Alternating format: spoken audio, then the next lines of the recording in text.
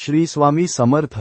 रे बाळा, पौर्णिमा म्हणजे प्रकाशाचा उत्सव, पण माघ महिन्यातील पौर्णिमा ही साक्षात देवलोकातून आशीर्वाद घेऊन येते. यंदा 1 फेब्रुवारी 2026 रविवारी ही पावन माघ पौर्णिमा आली आहे. रविवार हा सूर्याचा वार आणि पौर्णिमा ही चंद्राची तिथी. असा हा सूर्य चंद्राचा अद्भुत संगम तुझ्या आयुष्यातील अंधार दूर करण्यासाठी आला आहे. आज मी तुला एक असा छोटा पण अत्यंत शक्तिशाली उपाय सांगणार आहे, जो तुझी सर्व दुःखे आणि आर्थिक चणचण संपवून टाकेल. तो उपाय म्हणजे उंबरठ्यावरचा दीप. कसा लावावा हा दिवा? पौर्णिमेच्या दिवशी संध्याकाळी सूर्यास्त झाल्यावर घर स्वच्छ करा.